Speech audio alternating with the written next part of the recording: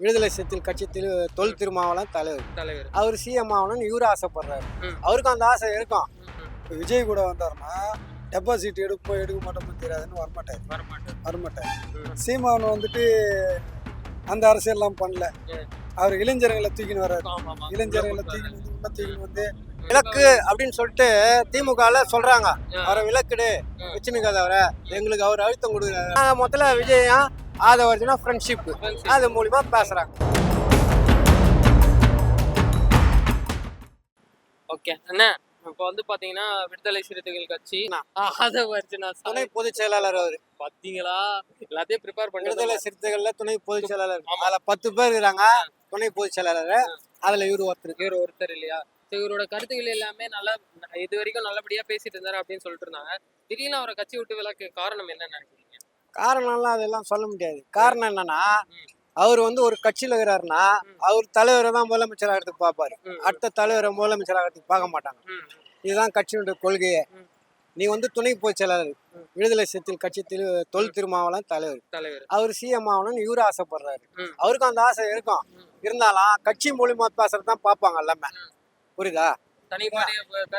எங்க கட்சி எங்க தலைவர் தான் சிஎம் ஆகணும் அப்படின்னு தான் நினைப்பாங்க.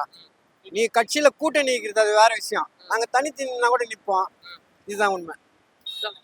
இப்ப தளபதி அவர்கள் விடுதலை சிறுத்தைகள் கட்சி தலைவரை பத்தி பேசின உடனே இந்த மாதிரியான பிரச்சனைகள்லாம் தலைவரை பத்தி பேசலையே. விடுதலை சிறுத்தைகள் கட்சி பத்தி பேசலையே.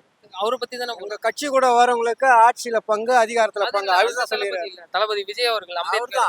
அவர்தான் அவரு தொல் திருமாவளவனை பத்தி பேசலையே, அம்பேத்கரை பத்தி தான் பேசினாரு. இல்ல, அம்பேத்கர் ஃபங்க்ஷன் கூட வர முடியாத காரணம் கூட்டணி. அது அவங்க பிரச்சனை. அதுல இவங்க அவருக்கு சம்பந்தம் கிடையாது. இந்த பிரச்சனை ஒரு தனி பிரச்சனை. அவங்க பிரச்சனை. கூட்டணிக்குள்ள அவங்களுக்குள்ளே பிரச்சனை. இவர் வரா மாதிரி இருந்தது அந்த ஃபங்க்ஷனுக்கு. ஆனா மேலிடத்துல அழுத்தம் திமுகல அப்படின்னு இவர் சொல்றாரு தொல் திருமாவளவன். புரியுதா? இவரு வரல, அவ்வளவுதான். அவருக்கு பதில் இவர் வந்திருக்காரு. துணை பொதுச் செயலாளர் ஆதவர்ஜுனா வந்திருக்காரு. அவரு வரவே கூடாது, தலைவர் தான் வரணும் அந்த ஃபங்க்ஷனுக்கு. அவர் வந்திருக்காரு. ஆமா. முதல்ல விஜயா ஆதவர்ஜுனா ஃப்ரெண்ட்ஷிப் அது மூலியமா பேசுறாங்க. அவ்வளவுதான்.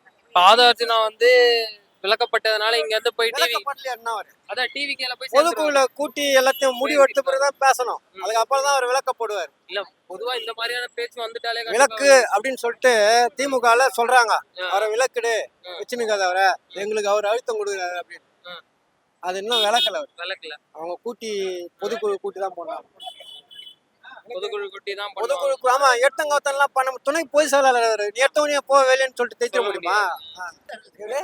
நீங்க எடுத்துட்டா ஒருவேளை டிவிகேல போய் அவரு பேட்டி கொடுத்து வழி இருக்கு, சான்ஸ் இருக்கு. பாத்தீங்கன்னாக்கா இவங்க பேசுறாங்க அவங்க பேசுறாங்கன்றதெல்லாம் நடைமுறைக்கு ஒத்து வராது. ஸ்டாலின் பேசணும். அப்படி இல்லைன்னா இந்த கட்சிக்காரங்களே தானா ஒதுங்கிடணும். திருமாவளவனே ஒரு கட்சியில என்ன பேசியிருக்காருன்னு கேட்டா, ஒரு மீட்டிங்ல கூட்டணி கட்சி நாங்க இருக்கிறோம், எங்களுக்கு சம பங்கு வேணும் அப்படின்ற மாதிரி அவர் பேசினாரு. அப்ப அவரே பேசுகிறாருன்னும் போது எப்படி சம பங்கு கொடுக்க முடியும்? அவரே பேசியிருக்காருன்னும் போது அவரே தலைவர் எப்படி போட முடியும்? அப்போ எல்லா கூட்டணி கட்சியும் எனக்கும் அது சரி பங்கு கொடுன்னு கேட்டா அப்போ டிஎம்கே எங்க போவோம்? அதுதான் ஆளுங்கட்சி. ஒண்ணு டிஎம்கே வரணும், இல்ல ஏடிஎம்கே வரணும். ரெண்டு தான். இந்த கூட்டணி கட்சிகள்லாம் சிஎம் ஆகிறதுக்கு வாய்ப்பே கிடையாது. சரிங்களா? அதுல விஜயகாந்த் வந்தாருன்னா விஜயகாந்த் புள்ளதான் சிஎம் வரணும். ஸ்டாலின் நிற்கிறாருன்னா ஸ்டாலின் புள்ள வரணும். பன்னீர்செல்வம் வந்தாருன்னா பன்னீர்செல்வம் புள்ளதான் வரணும். சரியா? அதுக்கப்புறம் இவர் இருக்காரு, நம்ம ஓபிஎஸ், அவர் இருந்தாருன்னா அவர் இருப்பாரு. சீமான் அந்த அரசியல்லாம் பண்ணல. அவர் இளைஞர்களை தூக்கின்னு வர்றாரு. இளைஞர்களை தூக்கின்னு வந்து தமிழ் தான் நம்ம உயிர் மூச்சு அப்படின்னு அவரு பேசுறாரு. சரியா? அப்படின்னு சொல்லும் போது பெரிய கட்சிங்க ரெண்டு என்ன முடிவு எடுக்குதோ அதான் முடிவு வரும். மற்றவங்க இவங்க சின்னவங்க பேசின்னு தான் இருப்பாங்க. இவங்கள விட்டு பேசலாம், அடுத்தவங்கள வச்சு பேசலாம், எப்படி பேசினாலும் பெரிய கட்சி ரெண்டு கட்சி, இன்னொன்று மூணாவது கட்சி நம்ம விடுதலை சிறுத்தை. அது வந்ததுன்னா கூட சரி தான். சரி பங்கெல்லாம் கொடுக்க மாட்டாங்க. அவங்க என்ன சொல்றாங்க, மேல் இடத்துல என்ன சொல்றாங்க அதுதான் இவங்களுக்கு நடக்கும். சரிங்களா? இதுதான் நடைமுறைக்கு வரும். இப்போ தளபதி விஜய் அவர்கள் ஒரு மேடை பேச்சுல திருமாவளவன் வந்து வராத காரணம் கூட்டணி கட்சிகள் வந்து அவரை ப்ரெஷர் பண்றதுக்கு தான் அப்படின்ற மாதிரி பேசுறாரு. உடனே இந்த மாதிரியான விஷயங்களும் பூதாகரமா வெடிக்குது. இத பத்தி நீங்க என்ன நினைக்கிறீங்க? ஒருத்தரை பத்தி பேசினாதான் அது பூதாகரமா வெடிக்குதுன்னு அப்படிலாம் ஒன்றும் கிடையாது. அவரு வந்துட்டு பார்த்தீங்கன்னு வச்சுங்களேன், திருமாவளவன் வந்து டிஎம்கேல தான், அது ஆதிலேருந்தே அவர் வந்து டிஎம்கேல தான் போனாரு. ஒரே ஒரு வாட்டி வந்து விஜயகாந்த் கூட வந்தாரு, டெபாசிட்டே இல்லை. அது ஒரு பாடமா அவர் எடுத்துக்கின்னு இனிமேல் எந்த கட்சி கூட சேரக்கூடாது அப்படின்னு சொல்லிட்டு போயிட்டாரு. இப்போ விஜய் கூட வந்தாருன்னா டெபாசிட் எடுக்குமோ எடுக்க மாட்டோமோ தெரியாதுன்னு வரமாட்டார். 100% நான் சொல்றேன், வரமாட்டார். சரியா? அதனால விஜய் வந்து வேற யாருன்னா கூப்பிடலாம், இல்ல தனிச்சு நின்றாதான் அவனுக்கும் பெருமை. விஜய்க்கு என்ன பெருமைன்னு கேட்டினா தனிச்சு நின்றாதான் பெருமை. இப்போ சீமான் பார்த்துக்கா, ஜெயிக்கிறோம் தோக்குறோம், அது எந்து. சரியா? கூட்டணி கட்சி எனக்கு தேவையில்லை.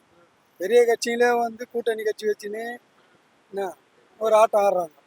ஆனால் திருமாவளவன் கூட்டணி கட்சியில் தான் இருக்கிறாரு. சரியா? ஆனால் சீமா அப்படி கிடையாது.